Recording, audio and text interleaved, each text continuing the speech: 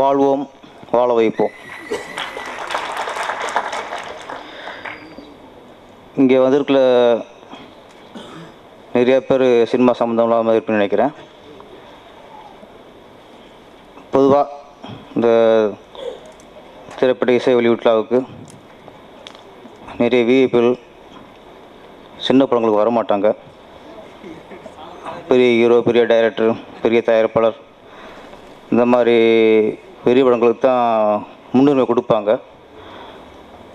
ஆனால் எந்த சின்ன படமாக இருந்தாலும் சரி, அது புது இயக்குனர், புது தயாரிப்பாளர், புது ஹீரோ, எந்த படமாக இருந்தாலும் சரி வந்து வாழ்த்தி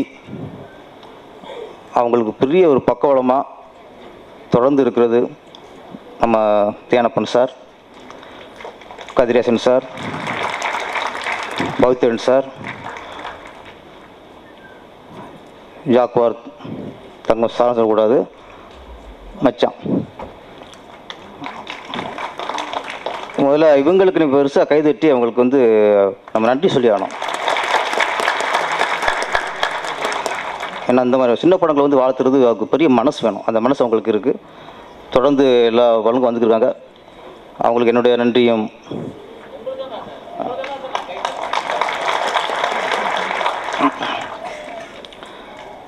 ப்ரொடியூசர் ரவி சார் சிரிச்ச முகத்தோடு இருக்கார். படம் முடிஞ்சும் சிரிச்ச முகத்தோடு இருக்கார். எதுக்கிட்ட தெரிஞ்சு வச்ச படம் நல்லா வந்திருக்குன்ட்டு. ஏன்னா படம் முடிஞ்சு பிடிச்ச சிரிச்ச முகத்தில் இருந்தாருன்னா படம் நல்லா வந்திருக்கு, நிறைவாக இருக்குன்னு அர்த்தம். கண்டிப்பாக அதுலேயும் ஒரு நம்பிக்கை வந்துருச்சு. இயக்குனர் சுரேஷ் நட்சத்திரா. தொழில் தெரியாதுன்னாரு. இப்போ சினிமாவில் தொழில் தெரிஞ்சால் தான் பிரச்சனை. தொழில் தெரியல எந்த பிரச்சனையுமே இல்லை. அதனால் அதுலேயே அவருக்கு பாஸ் மார்க் தான்.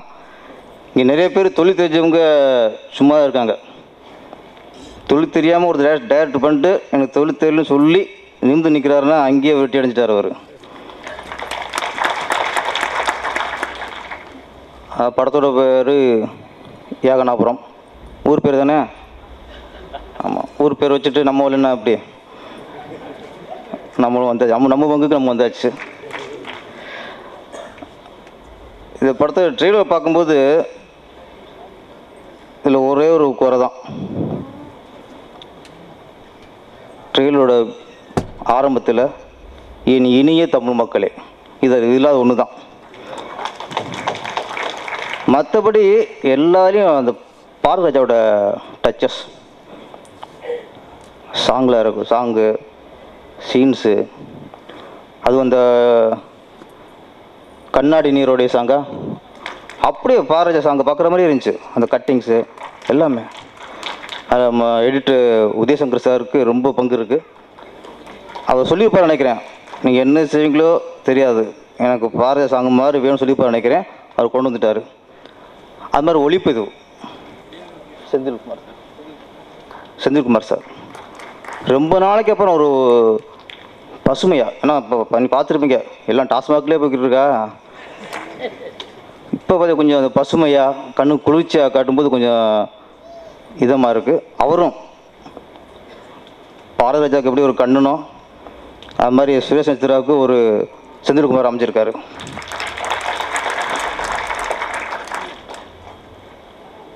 அந்த டெட் பாடி சாங் கொஞ்சம் நேச்சுரலாக இருந்துச்சு. உண்மையிலே அது கொஞ்சம் முழுக்க அந்த கிராமியத்தோட யதார்த்தம் அதில் தெரிஞ்சது. நான் எப்படி இந்த துவைரா போய் டக்குன்னு இந்த சினிமாட்டிக்காக சாங்கு வந்துடும் பாட்டு வரைக்கும் கடைசி வரைக்கும் வரவே இல்லை. அந்த யதார்த்தம் அப்படியே அந்த இந்த கிராமிய பாடல் அப்படியே பதிவாக இருந்தது. அதற்கு ஐயாவுக்கும் ரொம்ப நன்றி.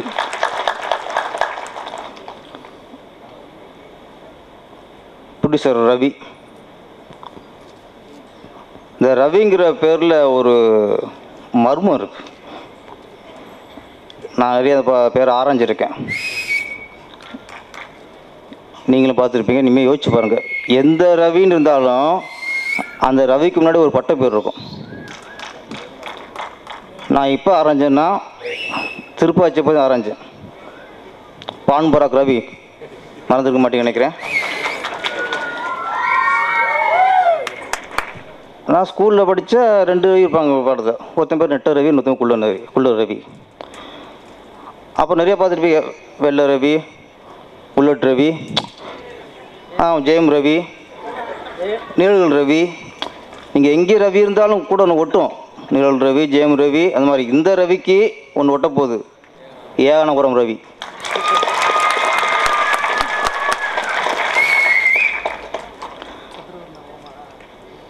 சினிமா துறையை பொறுத்த வரைக்கும் நான் என் அப்பா அம்மாவை நினைக்கிறது 3 பேர்.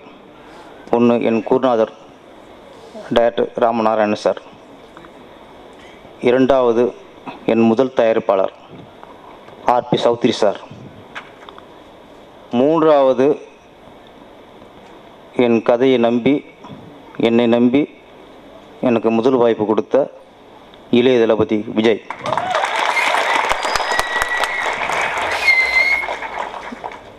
இங்கே சுரேஷ் நட்சத்திராவுக்கு முதல் தயாரிப்பாளராகவும் முதல் கதாநாயகனாகவும் இருவரும் ஒருவராய் இங்கே உருவெடுத்திருக்காரு. எந்த இயக்குனரும் சரி, நமக்கு முதல் வாய்ப்பு கொடுத்த தயாரிப்பாளர் என்றைக்கும் வரக்கூடாது.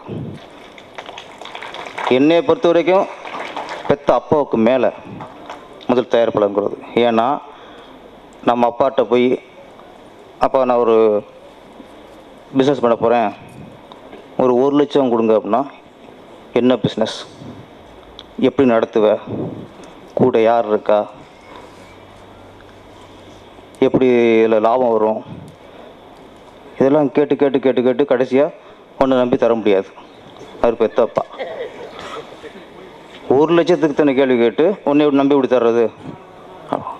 பெத்தப்பாவே 1 லட்சத்துக்கு தானே கேள்வி கேட்கும்போது ஒரு 2 மணி நேரம் சொன்ன ஒரு கதையை நம்பி கோடிக்கணக்கில் அவர் பிடிச்ச பணம் இருக்கிறாராம். அவர் பெத்தப்பாவுக்கு மேலே வரும்.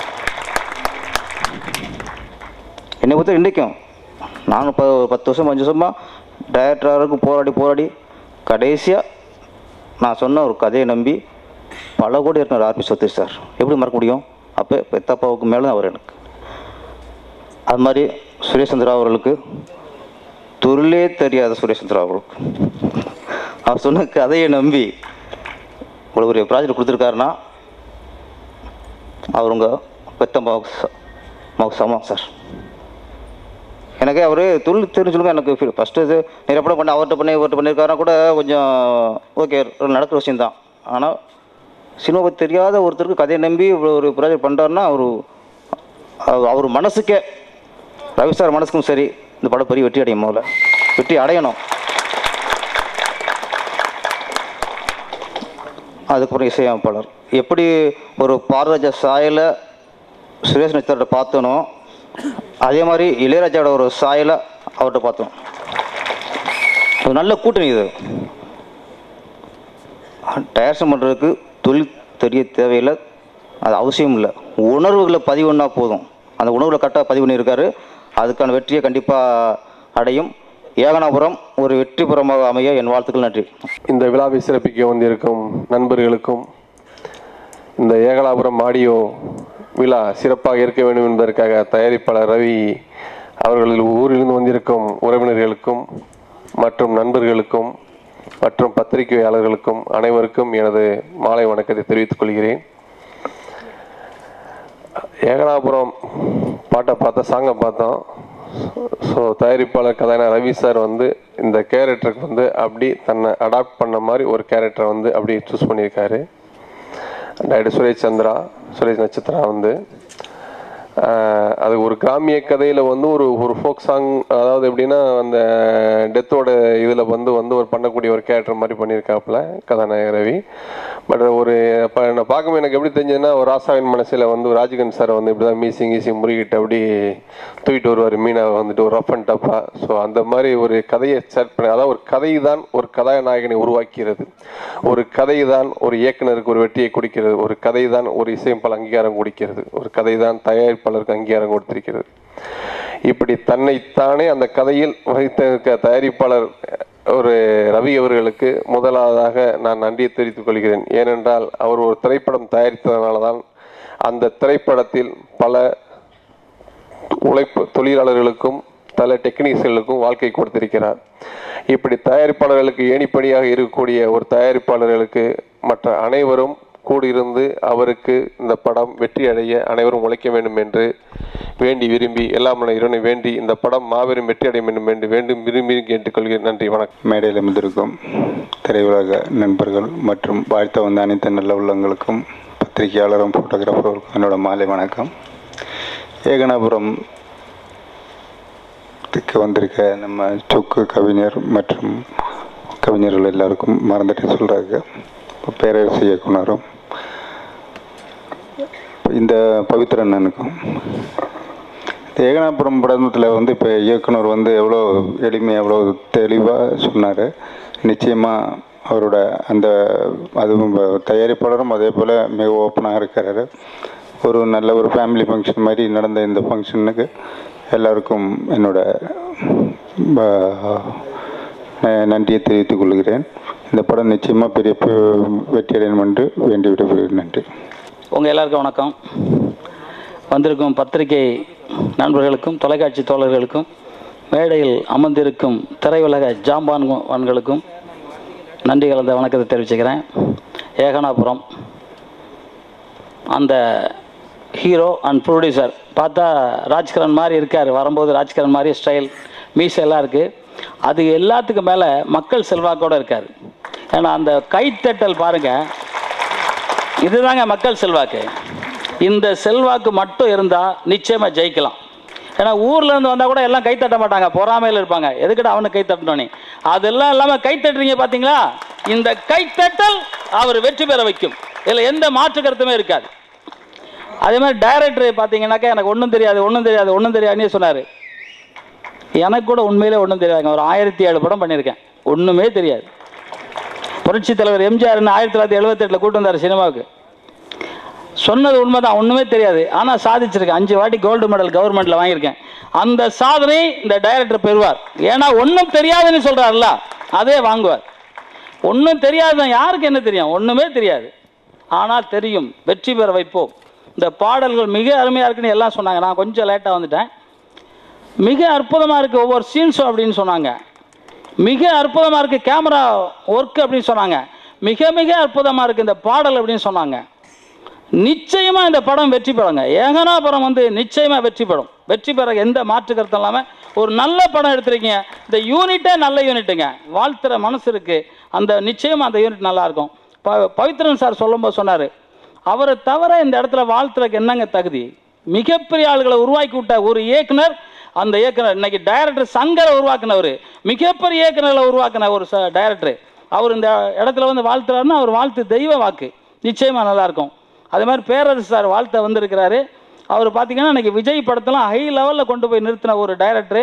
பாடல்களில் ஒரு இடத்துல கூட பிசுறு இல்லாமல், ஒரு செக்ஸு சம்மந்தமாக இல்லாமல் ஒரு பாட்டு எழுதி மிகப்பெரிய சாதனையை பண்ண அந்த பேரரசு சார் வந்திருக்காரு. மிகப்பெரிய விஷயம். தேனப்பன் சொல்ல போது பார்த்தீங்கன்னா, தேனப்பன் சார் உண்மையிலே வந்து ஒரு எனக்கு கிட்டத்தட்ட ஒரு 30 வருஷமாக தெரியும் தேனப்பன் சாரை. இதே மாதிரி தாங்க. ஆனால் மிகப்பெரிய உச்சத்தில் இருக்க ஒரு தயாரிப்பாளர் அவர். உண்மையிலே அவர் வந்து எதுனா ஒரு உதவின்னு கேட்டால் கூட உடனே செய்கிற ஒரு நல்ல மனம் கொண்டவருங்க. உண்மையிலே அவர் கைத்தட்டலாம். அவர் வாழ்த்தினார். உண்மையிலே ரொம்ப நல்ல மனிதங்க. கதிரேசன் சார் வந்து பார்த்தீங்கன்னா இன்றைக்கி வந்து சாதனைக்கு படம் பண்ணுறவர். அவர் சோதனை படம்லாம் பண்ண மாட்டார், சாதனை படம் பண்ணுறவர். அவர் தேசிய விருது வாங்கின ஒரு தயாரிப்பாளர். அது மாதிரி எல்லாருமே கொர்க்கை அவர்கள் வந்து இன்றைக்கி வந்து பேசும்போது அவர் பேசும்போதெல்லாம் பார்த்தீங்கன்னா அவரெல்லாம் பேசவே முடியாது. அந்தளவு அற்புதமான பேச்சாளி. எல்லாருமே வந்திருக்காங்க. குறிப்பாக சொல்லணுன்னா நாக் அவுட் நந்தா சொல்லும்போது சொன்னார், அண்ணன் ஐயோ குருக்கிட்ட சிஷியன்னு எங்கள் அக்கா பையன், நான் தூக்கி வளர்த்த பையன் அவன் சின்ன பிள்ளையாக இருக்கும்போது. ஸோ இவங்கெல்லாம் வரும்போது எனக்கெல்லாம் பெருமையாக இருக்குது. மேடையில் வந்து எல்லாருமே ரொம்ப சந்தோஷமாக இருக்குது. இந்த படம் மிகப்பெரிய வெற்றி அடையும். அதே சமயம் நான் இந்த இடத்துல உங்களுக்கு சொல்லும்போது, ஏன்னா சும்மா கைத்தட்டுறவங்க வேறு, உணர்ச்சி பூர்வமாக கைத்தட்டுறவங்க வேறு. நீங்களாம் உணர்ச்சி பூர்வமாக கைத்தட்டுறீங்க.